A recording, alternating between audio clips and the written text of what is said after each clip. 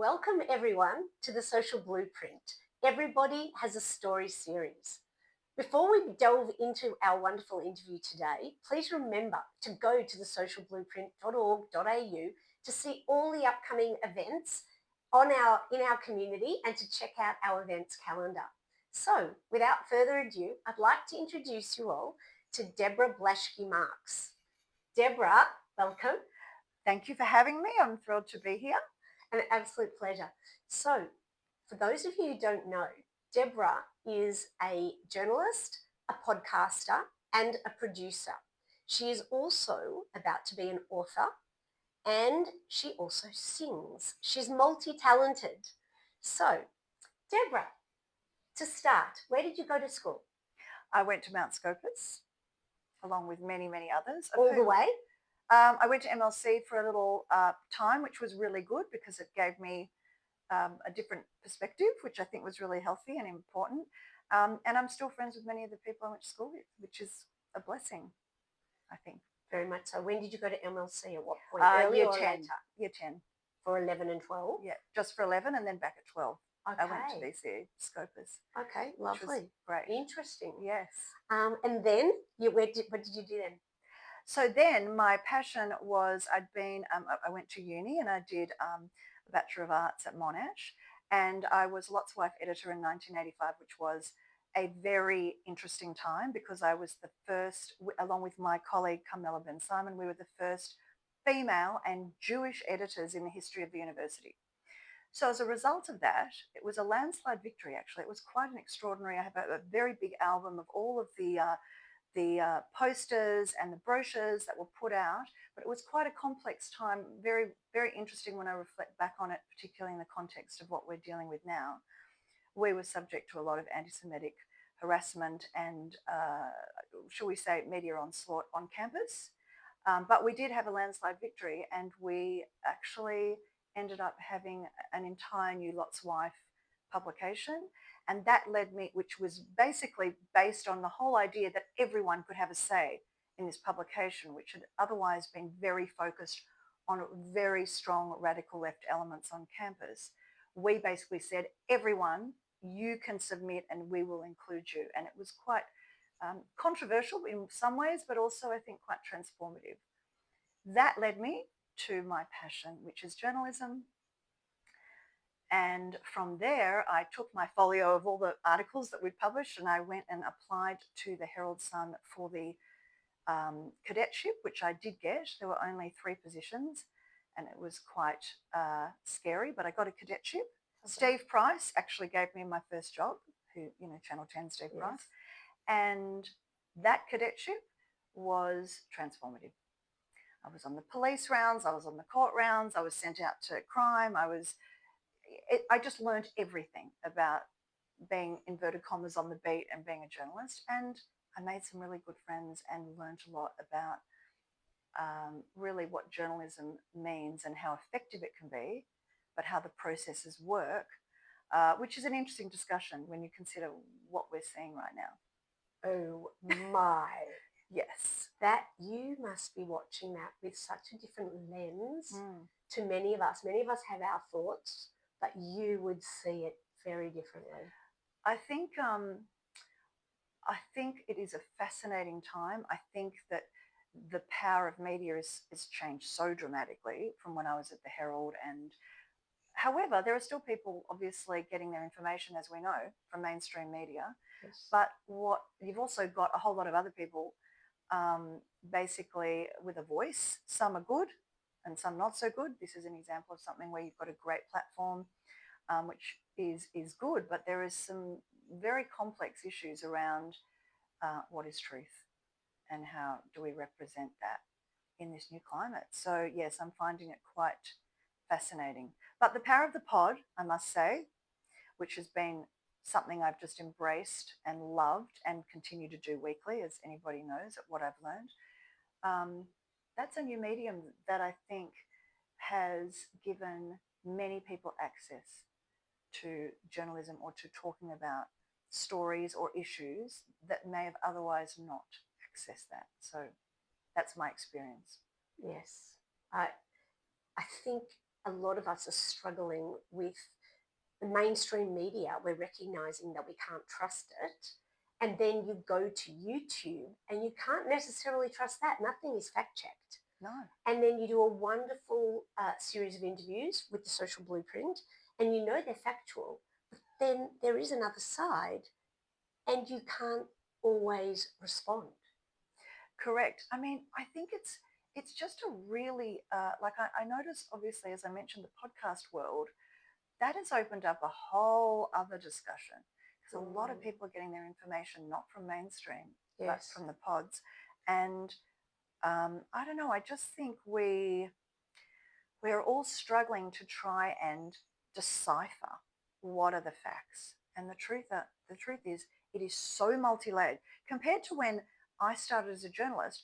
You basically, these were the rules. This is what you were taught. It was very quite sort of corralled in a way. Yes. And you went to your newspaper. At the time, I also worked for The Age and I worked for the Herald Sun. I've worked for lots of papers. And it was sort of unequivocal. It was like, well, you've got to prove this. You've got to get both sides. You've got to be reflective, etc., etc.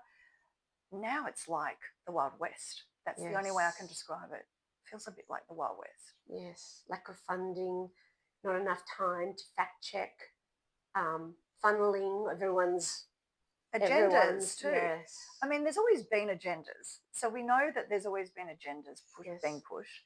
But the real question is, how do we decipher? How do we stay true? And often that's why interviewing people is a really great way, because people have to own, when you're speaking to someone directly, it's a much more powerful way of getting the facts across. However, as we know, there have been people that we've seen that are talking absolute rubbish on some of these podcasts. And I don't know how I mean, obviously Sky News is great, and what Sheree Markson's doing is I think incredible. I think our community really, to be honest, has been quite blindsided by the power of media. And I mean, I've got people who have said, oh, I don't go on Instagram, I don't go on social media. And I said, we better get on, because I think it's a new frontier. So if we're not on it, we're not in it. It's just a fact. Yes, falling behind, and that makes a generation gap as well. Exactly. And back to journalism that you're so experienced with, I just want to add that the Social Blueprint has a section on the history of Judaism and all of the facts pre-October 7th. So if anyone would like to check that out, please go to socialblueprint.org.au. And so you've seen the changing frontier of written journalism. What made you think to get into podcasting? Well, it's a good question, because actually I had a column in The Age called What I've Learned, and I would interview anybody that came to town of interest. I've done Lionel Richie and Keith Urban, and, you know, had some very funny stories around that too, which I will mention. And I met a lot of incredible people, and then I'd write up this column every Saturday. It would come out in the big Age. I don't know if you remember the A3. Certainly do. I used to get so excited. Kate Sobrano, I mean, everyone. And we'd have these, and it was called What I've Learned. And that column ran for quite a few years.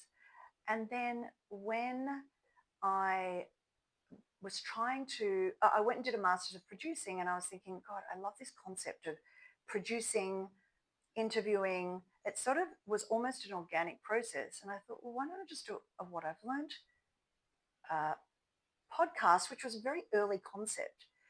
As it turned out, I was on the board of a theatre company, 16th Street, and the patron was Deborah Blashki-Marks, and she was the most gorgeous woman. And at the time, we set up a few interviews to do at my home. Deborah Blashki-Marks, Sigrid Thornton, and there were a whole range of actors to talk about acting. So we recorded it with 2 cameras. Now, at that point, I hadn't fully clicked at what this could look like, because we hadn't quite, this was about 5 years ago. And then I had all this footage of these interviews. I'm like, what are we going to do with this? Kind of just like, it can be for the actors and for the people at 16th Street, but really they're talking about things that could be really inspirational for lots of other people. So then I spoke to the director there and I said, I'd really like to put together something. Can you have a look and see what you think? Anyway, to cut a long story short, my first interview was Deborah Blashki-Marks on my couch, having a cup of tea, talking about her life, marriage, motherhood, etc. Then Sigrid Thornton, who was just so inspirational and articulate and beautiful to spend time with. And then it just evolved, and it really became a situation where I was focused on the arts, and then I moved into, and now I just do whoever I think's interesting. 380 interviews later, it's like issue, person, like I will just flip. I'll go, oh, like I just had Alex Rifkin on last week because he is so brilliant and it was an important issue to talk about. I'm not a Jewish platform, but I'm a platform, and if there's a Jewish issue, I will bring it into the slate. Yes. Because it's a story and it's an issue that we need to talk about. So in that way, I'm different because I'm broad out in the community, but I'm very open. As you know, I did Rachel Goldberg-Pollan. I interviewed her, which was very moving and very powerful. But really, it's about telling people's stories, and it has evolved from that time. I'm talking to Deb on the couch, and her life's changed, and that's also an interesting thing. That's an interesting thing too, because you think about when you interview someone, it's a snapshot of time, right? It's a moment in time. We've got this moment together, right? And then it changes, but it's forever there. It's sort of legacy, but it's also a very big footprint or imprint. And then your life evolves and changes and things are different. It's an interesting discussion around what that means and how that can be great for families or for people, but at the same time, it can also be, how do you reflect the changes? Because you might have a view on something at that point and then it changes. Yes. But you're sort of on record as that view. And we know how complex that can be. Very much. So when you are interviewing people, so that set out just organically into this podcast, do you have difficulty now, having done 380 interviews, do you have difficulty finding the next people? Great, good question. No, I am literally like, there's literally a backlog. I also do a podcast for the World Literacy Foundation, which I mentioned, which is a global podcast. They're in 7 countries, and they will send me every month 10 options that they'd like me to consider. So I'm always being sort of, and sometimes they're in New York, sometimes they're in the UK, it's all over the world, and it's about literacy. So that's a separate podcast, but so I've always got a guest for that podcast. Yes. Then in terms of what I've learned, I am always curious. So I have found some of the most wonderful guests that I just put in slate. I keep in my notes, and then I go, oh, I must remember I want to do that person. And so no, and I'm not really short of, I mean, there are so many fascinating stories and people. And also, to be honest, now that I've got a slate, it's not difficult to really, I don't get a no generally if I ask somebody to come on the podcast, because we've developed a platform and we have a following and we have a beautiful community like yourselves where you get this traction, I suppose. Yes. Have you had any anti-Semitism directed towards you because you do have a broad platform? Have you noticed any changes? Do you know what I thought? I'm going to be quite honest. I thought I'd get a bit more hate, which I'm not wishing to have. And I have posted, and I have been quite, as I mentioned, when we posted the Alex Rifkin interview, which is a deep dive for an hour on the complexities, as we know, around Israel, etc., I was a little apprehensive about whether we would get targeted and we would get some sort of, and I actually did discuss this with my team. Now, none of my team are Jewish. That's also interesting. Yes. We've got Vietnamese, we've got Australian, we've got, like, there's a team of us, and these are the most beautiful team, and I adore them. But I have to be honest, when I sent through the raw footage for that, I was like, wonder if I'll get any commentary. They're young, and actually was just through the keeper. It was unequivocal. So in terms of my team, beautiful and supportive. In terms of the listenership, touch wood, I haven't had any backlash, because you know what? I think most people out in the community, and certainly the community that I have following me, most people are fair-minded. Most people are not radical and hateful. And we've got this and they're, unfortunately, they're the loudest, the haters. They're the loudest, but they're not necessarily most people. So to your question, touch wood, no, I haven't had the odd little thing, but nothing major that I could even really Fantastic. mention. It's wonderful to hear. And it's wonderful that you've been able to maintain a platform that satisfies everyone. I try. Yes, no, it's great because as Alex Ripken actually said in a talk I went to that he did, was try not to get into silos where only your friends are only Jewish, right? Absolutely. We need to be broad, and the fact that you've managed to do that and not be targeted is wonderful. Yeah. Well, I think that comes also, though, it's a credit to my listenership and to the people that do follow the podcast. Yes. I think I get lots of DMs and beautiful messages, and sometimes somebody asks a question. But at the end of the day, I just think it sort of restores your faith a little bit. Not everyone is out to get us, right? Yes, there's some horrible stuff happening. And I pride myself on having a very broad range of listeners, but also friends and Jewish and non-Jewish. And that's a really good point, that siloing is something that doesn't benefit us. It doesn't mean don't honour and revere our traditions and our legacy, of which I'm a 10th generation Australian. You probably do know this. I don't know if you do know this. It's pretty unusual in our community. But my family's been here for 200 years. I mean, when St Kilda Shul was first built. So we're the other arm of the Cohen family, the Trevor Cohen, so we're the other, there were two brothers, and we're the other brother. Emmanuel was the 14-year-old boy that came here, and as they came here as convicts. So it's an amazing story. You've probably touched on that with Trevor, I think. But I think trying to stay honourable and sort of, I suppose, truthful to who you are and where you come from is very, very important. And I'm very traditionally Jewish, and my preference is to have a Jewish life and to have Jewish rituals but I'm not religious. But I have a very broad range of friends that know that and respect that, but it's not really an issue. Except I have one friend who I was just surprised they hadn't asked me about, are you doing okay? I had a discussion about that with somebody recently, and that's an interesting discussion too. And I thought, well, I'm going to actually tackle that at some point with this person and say, so in that regard, that's an interesting issue too.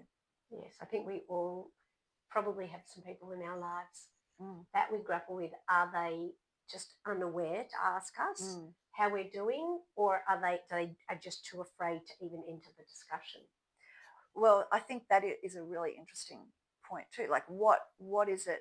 And also, it's like a lot of people have said they feel more Jewish as a result. Like, I've got friends, for example, one in particular she's very Jewish in her heritage, but she married somebody not Jewish. But she's like, I just feel this ache that I've never experienced before. So it's brought her very much into her Jewishness, as I'm sure you've heard with other people, the fact of what's going on right now, and her having to encourage her family members to be much more present and active, shall we say. Yes. It's an interesting, as you mentioned, it's like a dance. It's like trying to get the right balance, and it's different for everyone. Yes. Yes, I have some friends that I just recognise that they're not going to ask me. They don't even understand the situation. They're not even trying. It's irrelevant to their lives. And are they Jewish or not Jewish? They're not Jewish. Yeah, right. And I'm Michelle, and they'll take me how I am. Yeah. So everyone's got a different take on that. All right, back to podcasting for a second, please. Yeah. What do you get much feedback on your podcasts? I do. I screenshot a lot of the feedback that I get, and I love it. And people will go into, like, they'll say, I love that. For example, I did an interview with my mum, or I did an interview which people loved, and then I got a great response. I did a recent interview with Madeline West, mother of 7. She was an actor on Neighbours, and she did this extraordinary thing where she went back and got her the man that had abused her as a child, and she wore a wire, and she basically ended up getting him to court and getting him jailed. And it's a really powerful podcast. So I got a lot of feedback on that one. They're private DM me. I get really nice little, little paragraphs. I screenshot them. Some I used to post quite a lot about the commentary. I probably do a little bit less of that now. But yeah, I love my listeners. Like, we're a tribe. We're sort of a community. And so when somebody messages me, I feel very grateful that they've taken the time Yes. to listen to the podcast. I bumped into someone yesterday and I said, oh, by the way, just so you know, I've done this interview on something. She said, yeah, I've listened to it already. Done. She said, I love it. I listened, don't miss one. I went, oh, that's so lovely. Like, I don't fully track who's listening. I don't go, oh, does that person listen every week? Yes. As you would know, it's you've got enough going on in your life. You don't need to do that. But exactly. But it's so lovely when that person said that. I'm like, that's so nice. That's really lovely. That's wonderful. All right, now moving from podcasting, you mentioned that you're bringing out a coffee table book. Yes, which we've been working on for almost 2 years now. Can you tell us a little bit about that? I can, yes. Very exciting. So I actually have done one before about 5 years ago, which was a compilation of all of what I've learned articles in The Age. So it's got in there, and there were a lot of people at the launch. It was a beautiful, and that book sold, and it was great. That's quite a big coffee table book. So this is sort of number 2 of that, except this time it's all the podcast interviews. So really what it is, it's the What I've Learned coffee table book, which is what I've learned from all the guests that I've interviewed. And it features all of the guests up until pretty much, a month ago, because we had to cut it off at some point. Yes. And lessons learned. And it's excerpts from those podcasts, but it's also beautiful photography. And then it's called What I've Learned Gems. So it's about the gems that I've learned along the way, pertaining to things like faith. What have I learned about faith? What have they taught me about love? What have I learned about grief? What have I learned about? So I've sort of we've carved it up so that it's quite a beautiful overview of some of the main themes that the podcast has reflected. So that's very exciting. We're hoping we'll have that out soon, hopefully before Christmas, but it will depend on the printer. Basically. Will it be hard copy, soft copy? Hard copy. Beautiful. Yeah, and it's a big book. It's 520 pages, so it's a beautiful. It's not a novel size. It's more something that you would give as a gift. Yes. To say, here's some lessons learned, or maybe you can read this interview, because there are just so many gems from these people that I just sometimes want to go back and go, oh, what did she say about that? That was so interesting. Yes. Whereas this will be in print. So it's a way to sort of encapsulate that. Yeah, that sounds like a great project too. Yeah, it's been a big one. Yeah. And then singing. Now, yes. Were you always a singer? Did you have lessons when you were young? Yes, I did. And anybody who remembers back in the day, I used to have a regular gig at the Underground, and I used to sing with a band, and I was at a lot of pubs while everybody was partying on their Saturday night. I was doing gigs, and then they'd come after. All my friends would come after, and and I used to play with a pianist called Bernie Curran, who you may know. Yes. And we used to have so much fun. And Kate Sobrano was in the main room, and I was in the piano room. It was that whole era in King Street. So I did that for many years, and we had a ball, and I'm just so glad I did it. My daughter's a very good singer. And she is in the process of working on her slate, but singing really taught me a lot too, and I had a ball. I had so much fun. So actually, ironically, I'm gone back to do a little legacy project with a very special friend of mine that we're working on, which ties into the notion of wisdom, and we are putting together this album, which we've been working on with the beautiful Steve Settergreen, who you may know. And her name is Laurel Mellett. She's Troy's mum, and she's a beautiful woman. We are just creating this very beautiful musical legacy project. So that's a sidebar to the What I've Learnt book, but it's sort of in the same vein of sharing wisdom. So we're actually this album will be about sharing the wisdoms that we've learned and the songs that we love. So when you say a legacy project, is it songs that have meant something to you both? Correct, exactly, correct.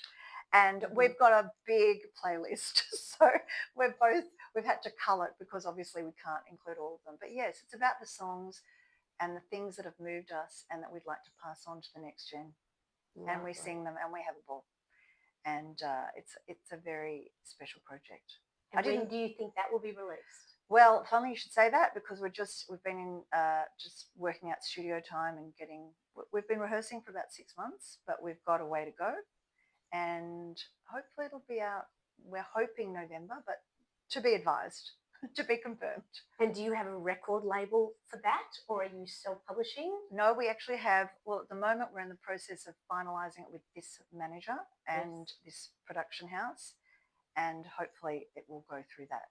Fantastic. Because they're very good. I love what they're doing. Great. And your book, are you self-publishing that? Or that is a self-publish, but with some external editors involved. Right. Which is great. Yes. Because I need them. I like them. I'm like, you take this and you hone, because it's very important. That's another thing I'm very big on. That's why I have external producers for the podcast.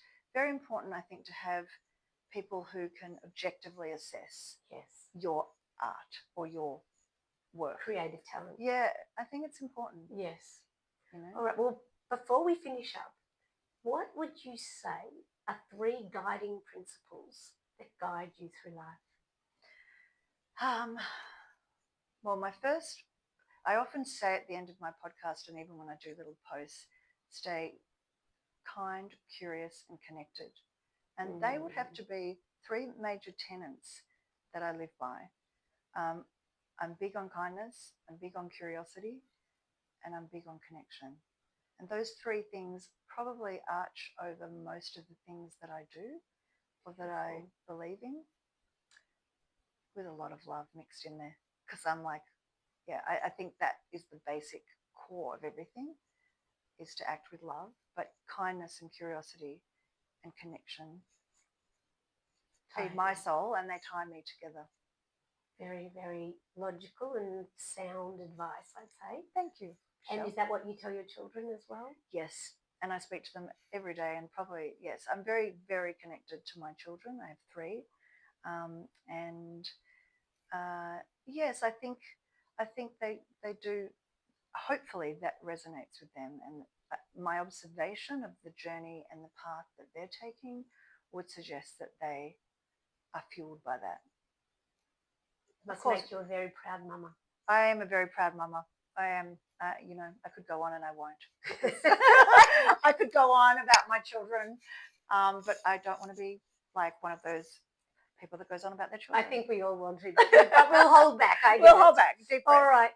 So I think as much as we could talk to you for hours, Deborah, I think we better wrap this up.